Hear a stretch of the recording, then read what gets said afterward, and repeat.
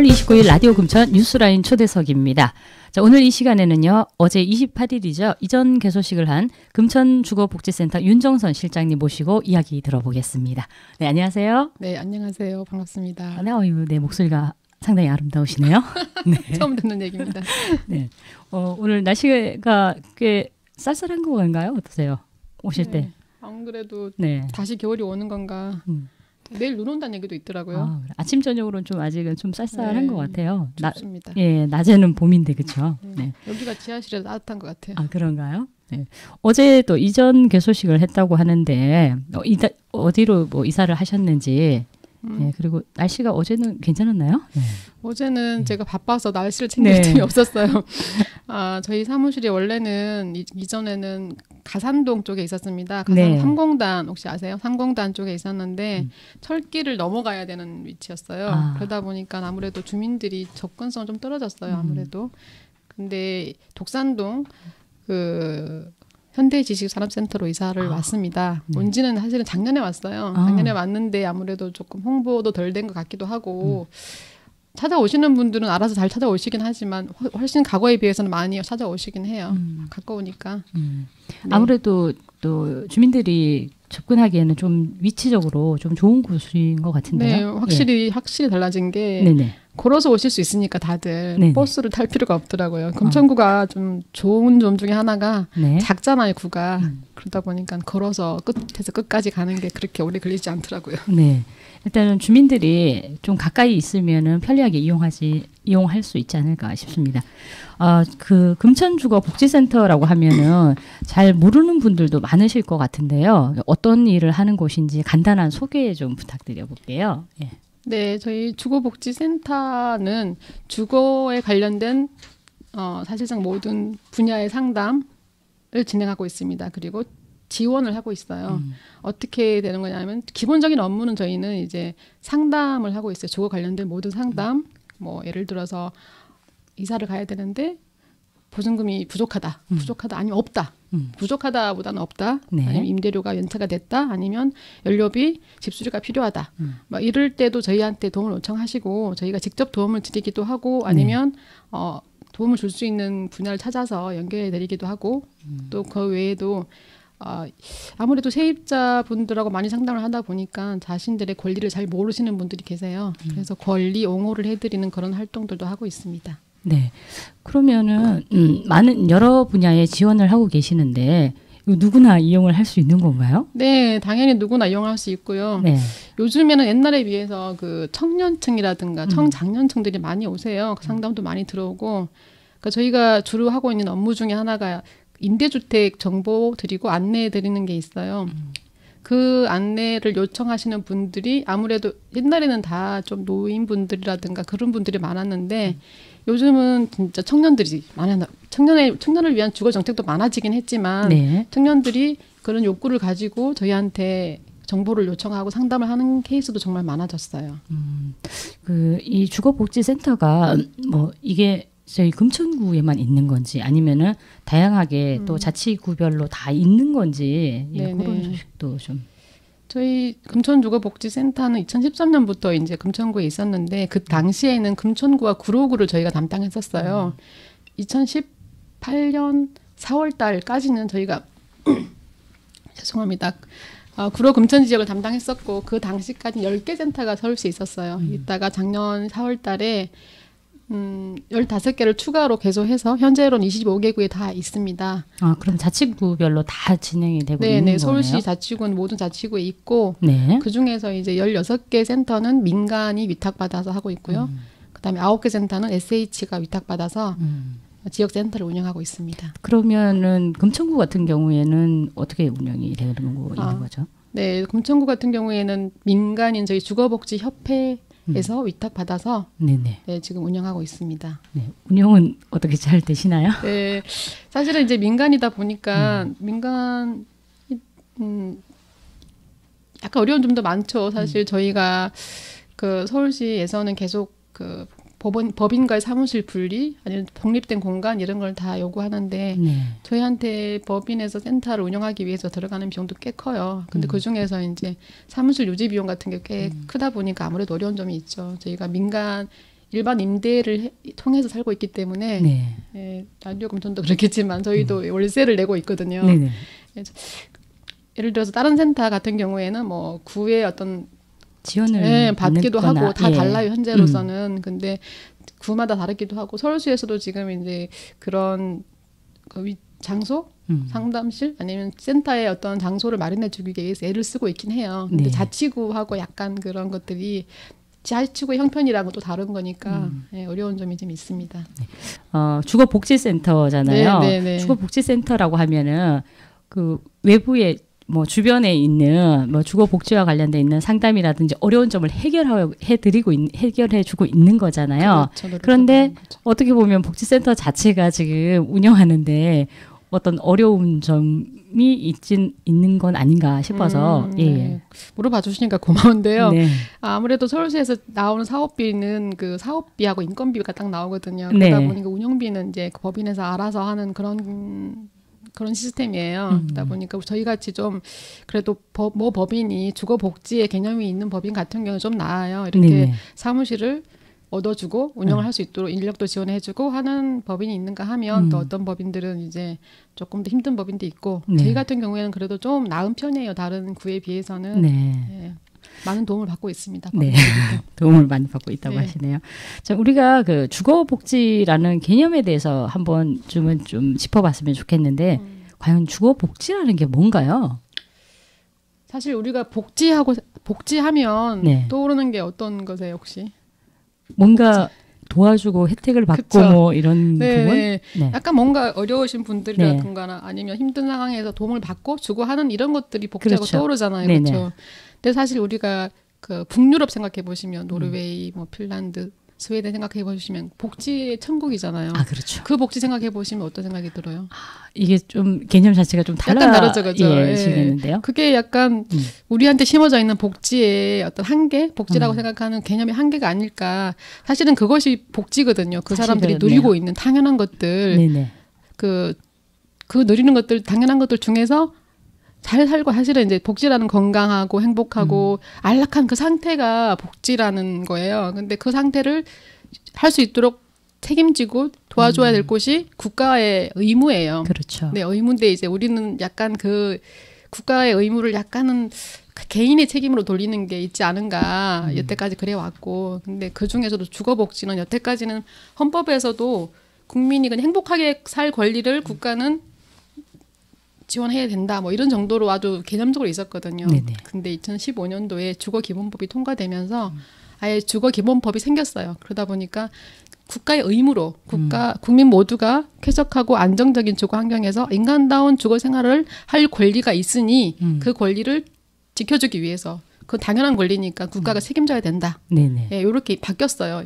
그러다 보니까 주거 복지는 국가의 의무고 국민의 당연한 권리다. 네네. 예, 이렇게 생각하시면 될 것 같아요. 네. 모든 사람들이 내가 집세를 내기 위해서 너무 큰 부담을 지면 안 돼요. 내가 부담할 수 있는 집에서 그리고 쾌적한 환경 속에서 그리고 안정되게 살 수 있는 권리가 주거복지, 주거권이라고 할 수 있습니다. 사실 이 대한민국에 살고 있는 사람이라면은 누구나가 그렇게 편안하게 살 수 있는 주거 환경이 구성이 되어 있으면 참 좋을 것 같아요. 예, 좋아야 되는 그렇게 돼야 되고 그런데도 네, 요구해야 되는 거죠. 사실은 네네. 모든 걸 개인의 책임으로 돌리면 안 되는데 이제 스스로가 개인의 내가 못 사니까 내가 능력이 없기 때문에 이렇다라고 생각하시는 분이 계시거든요. 네. 근데 어떤 개인의 실제 노력도 필요한 부분들도 있지만 어떤 사회적으로 국가적으로 책임져야 되는 부분들도 있는 거겠죠.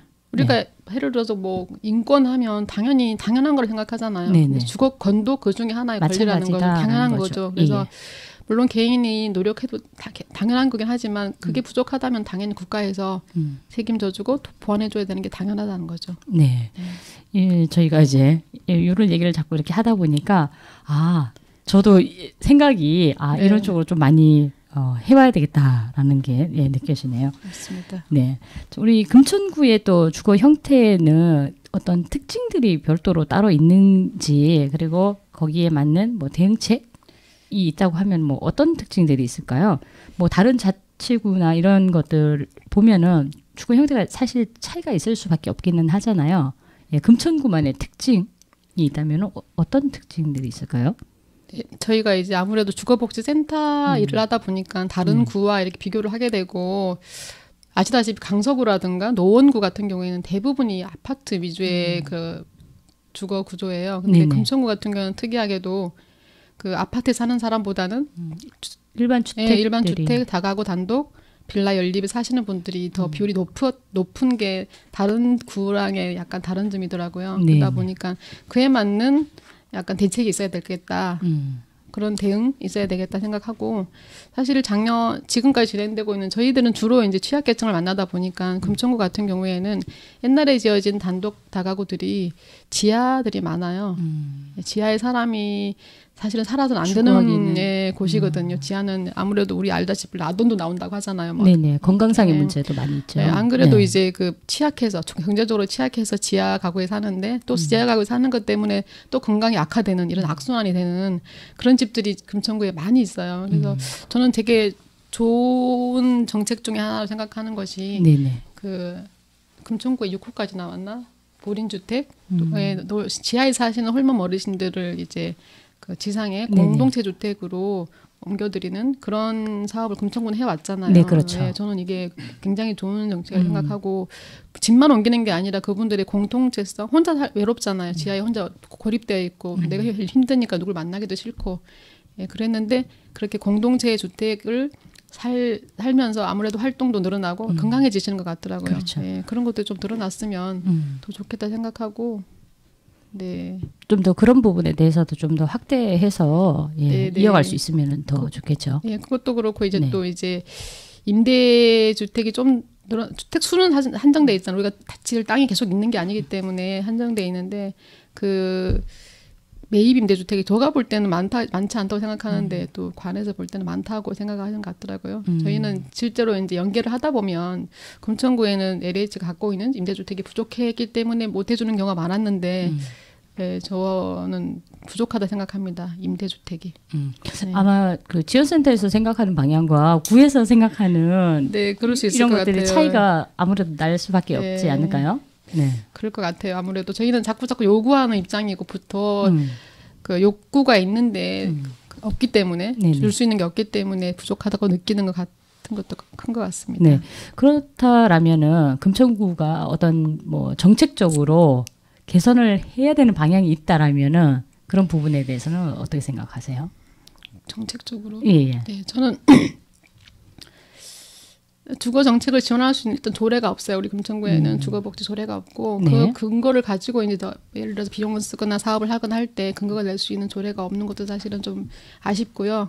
그다음에 요즘 짓고 있는 빌라들을 보면 무슨 근거로 짓는지 모르지만 지하층을 다시 짓고 있더라고요. 네, 요즘 저도 사실 모르겠어요. 그게 근거로 무슨 근거인지 지금 지하는 주거로 쓸 수가 없게 돼 있다고 저는 알고 있는데 그 집을 짓고 있는 걸 보면 다시 그게 사람들이 들어가거든요. 그러면 나중에 누구가 그게 살겠어요. 또 저소득층에 들어가게 되고 또 똑같은 이게 반복되는 거거든요. 지금은 새 집이니까 좀 낫겠지만 시간이 지나면 노후화되고 똑같이 이렇게 약간 뭐랄까 취약한 가구대 들어가는 그런 순환이 될 거거든요. 그런 저는 지하에는 좀 집을 주거용 주택은 짓지 못하도록 했으면 좋겠다는 생각을 합니다. 이게 구에서 할 수 있는 것인지는 잘 모르겠습니다. 아마 정책적인 부분이니까 그런 것들은 관에서 할 수 있는 부분일 수도 있을 것 같긴 한데요. 글쎄요. 건축 허가 같은 거 할 때 이렇게 하면 안 된다고 할 수도 있을 것 같은데 그게 뭔가 있겠죠. 건축법이나 아니면 뭐 그런 거에 따라서 하기 때문에 그 구에서 하기보다는 법 중앙에서 법률을 개정을 해서 뭐 지하 그런 것이 만들어져야 그거를 이제 집행하는 도구가 이제 구나 밑에 손발이 되는 거겠죠. 네. 뭐 추가적으로 질문하게 되면 임대주택 이런 거 얘기하는데 우리가 또 주택 이외의 거주도 많잖아요. 대부분이 고시원. 이 좀 가장 좀 크죠. 사실 고시원도 한번 가보니까 일반 평평한 곳에 넓은 곳에 이제 노래방처럼 칸막이를 쭉 만들어 놓고 거기에 사시는 분들이 금천구에 한 약 9천 가구 정도가 있는 걸로 알고 있어요. 그래서 이분들도 이렇게 지금 주거복지센터에서 연계하거나 그렇게 하는 건가요? 저희한테 도저히 여기서 못 살겠다 하시는 분들 그리고 건강이 악화되신 분들은 연계가 되세요. 되시면 사실은 그렇게 고시원에서 3개월 이상 사시는 분들은 주거 취약계층 임대주택이라고 해서 따로 이제 임대주택을 드릴 수 있어요. 방법이 있는데 그 숫자가 한계가 있어가지고 그 준비된 임대주택이 많지 않은 거예요. 그러다 보니까 자격은 주어지는데 매입 임대주택이 없어서 못 가시는 분도 계시고 그분들한테 자격을 줄 때 매입 임대라고 하는 것은 그 공사가 집을 사가지고 빌려주는 거예요. 그렇죠. 근데 그런 집을 주지 않고 전세 임대 돈을 줄 테니 네가 전세를 얻어라. 예, 이렇게 전세 임대로 돌리는 경우도 많아서 그분들이 또 집을 구하지 못하는 이런 경우도 많아요. 작년에 그 활동하시는 거 좀 잠깐 보니까 그러니까 이게 주택 그 다가구 주택에 하나 그 집을 이렇게 얻어가지고 네. 막 도배도 하고 장판도 갈고 이렇게 리모델링도 하셔가지고 네. 이제 긴급하게 그 주거가 필요하신 분들에게 제공한다는데 그것도 좀 안내 좀 주시면 좋을 것 같아요. 아, 네. 사실 그 LH 공사에서 오랫동안 미임대 중인 주택을 지금 비워준 주택들이 꽤 많거든요. 네. 금천구에도 꽤 있는 걸로 알고 있어요. 근데 자기네들이 그것을 수리해서 임대를 하기에는 비용이 너무 크고 또 계속 하자가 생기다 보니까 아예 비워놓는 집들이 있어요. 그래서 그 집이라도 우리는 달라 해서 받았어요. 몇 개를 받아서 그 집들을 수리를 우리 비용으로 해서 금천구에 없는 그 위기 가구에게 임시로 살 수 있도록 하는 사업을 하고 있습니다. 그래서 현재로는 1호를 하고 있어요. 그래서 단기적으로 아주 급하게 퇴거되신 가구들, 가구 위주로 미성년자가 포함된 가구 위주로 6개월에서 1년까지 사실 수 있게 하고요. 그 사이에 이제 보증금이라든지 마련할 수 있도록 해서 다른 임대주택이랑 안정된 곳으로 좀 옮길 수 있도록 도와주고 있어요. 그래서 올해는 저희가 2호 정도를 지금 추가로 요청해 놓은 상태예요. 요청을 많이 했는데 집 상태가 다 너무 안 좋아서 결론적으로는 한 2호 정도 될 것 같습니다. 올해 추가로. 네. 그게 긴급하게 필요하다는 게 또 집주인이 나가 이런 네, 거보다는 그런 경우도 뭐 있어요. 화재가 발생할 수도 있고 아니면 뭐 가정폭력에 의해서 분리가 필요한다거나 이런 것도 다 가능한 건가요? 다 가능한데 이제 당연히 가능하죠. 네네. 이제 긴급 주택으로 쓸 때는 긴급한 상황이 생겼을 때 얘기하는 거잖아요. 근데 우리가 보통 임대주택을 줄 때는 그분의 그 집의 소득이라든가 다 따지거든요. 모든 걸 따져가 일정 소득 이하가 돼야지 임대주택을 줄 수가 있어요. 근데 긴급 상황이 생겼을 때는 그걸 다 무시하고 긴급하기 때문에 그 긴급을 벗어나기 위해서 주는 거기 때문에 그리고 조금 전에 말씀하신 건 화재라든지 뭐 재해가 생겼을 때도 마찬가지고 가정폭력 또는 어떤 집 임대인과의 어떤 분쟁 때문에 강제 퇴거되는 사례도 꽤 있어요. 강제 퇴거되는 경우에 그럴 경우에도 저희가 제공하고 있습니다. 뭐 취약계층뿐만이 아니라 뭐 갑작스러운 사고 이런 걸로 인해서도 지원을 받을 수 있다고 하니까 관심을 또 가셔야 되는 부분이기도 한 것 같아요. 그리고 아까 이제 얘기가 나왔던 부분이긴 한데 이제 저희가 그 이전을 하셨다고 하셨잖아요. 네. 이제 이전을 하고 나니까 또 접근성도 사실 매우 좋아진 부분들도 있고 또 주민들이 가까이서 이용할 수 있어서 좋아졌다라고도 하셨는데 네. 특히 이제 올해 조금 더 집중적으로 뭐 어떤 사업을 뭐 하고 싶으신지 네. 계획 중이신 사업이 있다라면은 어떤 부분일까요? 저희가 기본 업무는 당연히 이제 꾸준히 하고 금천구 독산동으로 오면서 진짜 벌컥벌컥 문 열고 오시는 분들 계세요. 원래는 예약을 하고 오셔야지 사람이 없을 때도 있기 때문에 저희가 실무자가 2명입니다. 서울시에서 지원하는 실무자가 2명이다 보니 그 사무실 문을 잠그고 상담을 나가는 경우가 꽤 많아요. 그래서 원래는 전화를 예약을 하시고 오셔야 되는데 그냥 오시는 분들도 꽤 계세요. 그런데 좋더라고요. 왜냐하면 가깝기 때문에 오실 수 있는 거잖아요. 그렇죠. 그런 것도 있고 올해 저희 25개 센터들이 서울시 센터들이 각 똑같은 사업을 사실은 거의 하고 있고요. 근데 각 센터마다 한 개씩은 다른 사업들을 해요. 한 개씩만 하는데 특화 사업이라고 하거든요. 근데 그 구에서 특별하게 필요한 어떤 것 아니면 자기네 법인이 할 수 있는 특별한 어떤 것을 하는 그런 사업들이에요. 저희는 작년까지는 이제 에너지 코디네이터라고 해서 가정을 방문해서 에너지를 어떻게 잘 효율적으로 쓸 수 있는지를 컨설팅 해드리고 그 다음에 에너지 효율 물품을 제공하고 하는 이런 사업들을 했었는데 저희가 작년에 올해 사업 뭘 할까 하다 보니까 금천구에 혹시 전세임대라고 혹시 아세요? 아까 잠깐 말씀드렸는데 공사 LHSH에서 전세임대라는 임대주택을 공급합니다. 사실은 집을 공급하는 게 아니라 전세금을 빌려주는 거예요. 그러니까 당첨이 되면 1인 가구당 9천만 원 이내에서 전세를 얻을 수 있고 본인이 450만 원을 내면은 9천만 원까지 계약을 할 수 있는 제도예요. 근데 대부분 당첨되시는 분들이 이제 노인분들, 약간 취약계층들이다 보니 작년인가 그 기사를 보니까 당첨이 되고도 이사를 못 가시는 분들이 50% 이상, 포기가 하시는 분들이 50% 이상인 거예요. 취약계층이다 보니까 그 돈이 없는 건가요? 내가 450만 원을 마련하지 못하는 경우도 있긴 하지만 더 큰 것은 이제 집을 못 구하시는 거예요, 그분들이. 그리고 본인이 구하는 건가요? 본인이 구하는 거예요. 본인이 구해주는 게 아니고요? 아니에요. 돈만 좀 빌려주는 거고 공사에서 돈을 빌려주고 임대료 형식으로 받는 거죠. 네.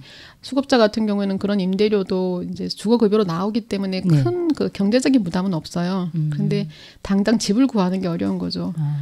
구하는 게 어려운데 아무래도 노인분들이 많다 보니까 집 구하는데 어려움을 느끼시더라고요. 그래서 그런 부분까지 좀 연계를 할 수 있는 부분들은 없을까요? 그래서 그런 뭐랄까 그분들을 위해서 좀 더 신경 써주시는 부동산을 찾아내고 공인중개사를 찾아내고 그 공인중개사와 연계해서 올해는 한번 우리가 계약까지 한번 해보자, 도움을 드려보자 해서 어렵다고 하시는 분들을 위주로 아니면 의뢰되시는 분들 위주로 해서 올해는 그걸 한번 해볼까 하고 있어요. 집을 한번 저희들이 직접 나가서 집을 구해보는 데까지 해보겠다고 하는데 잘 될지는 사실 모르겠습니다. 발로 뛰는? 네, 다들 그거 하겠냐고 지금 그러는데 왜냐하면 보통은 뭔가를 제공한다거나 이런 일들을 하거든, 딴 센터들도요. 근데 그런 건 사실 쉽잖아요. 그냥 물건 주고 하는 거는. 사실 그렇죠. 네, 그래서 한번 큰 욕심 안 부리고 10가구 정도 지금 해볼까 하는데. 전세 임대주택 올해 주 사업인 거죠? 아니 올해 특화 사업이고 특화 사업. 저희 주 사업은 상담 사례 관리입니다. 주 사업은 또 상담 사례 관리 하시면서 특화 사업으로 전세 임대 관련해서 전세 임대 도우미 이런 거 보시면 돼요. 아마 주변에 지금 말씀하신 것처럼 어려움을 겪고 있는 분들한테는 사실 그런 부분들이 큰 힘이 되지 않을까 싶습니다. 네, 저희한테 요청해 주시면 돕도록 하겠습니다. 네. 자, 마지막으로 그 주민 여러분들께 뭐 하고 싶은 이야기들 그런 말씀 한번 들어보도록 하겠습니다.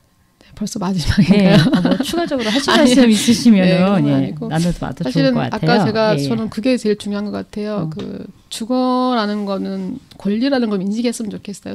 분들이 특히 약자니까 우리들은 일반 주민도 그렇지만 주거라는 게 나의 권리라는 걸 인식하셨으면 좋겠어요. 그래서 권리는 주장해야지 그것이 실현이 되는 거거든요. 근데 주장할 수 있게 제가 도와드릴 테니까 혹시 내가 이래도 되나? 아니 이런 얘기를 당했는데도 그냥 참고 그냥 예를 들어서 이사를 나가라고 하면 무조건 나가시는 분들 예를 들어서 그런 분도 계시는데 일단 한번 나는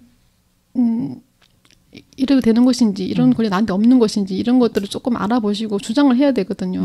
그랬으면 좋겠고 또 일반 주민분들도 이게 당연한 인권 중에 하나이기 때문에 좀 우리가 그런 다른 시각을 이게 뭐랄까 특별한 요구를 하는 게 아니거든요. 주거에 대한 권리를 주장하는 것이 그래서 당연한 거라고 좀 생각해 주셨으면 좋겠는데 그게 아직까지는 좀 힘든 것 같긴 합니다.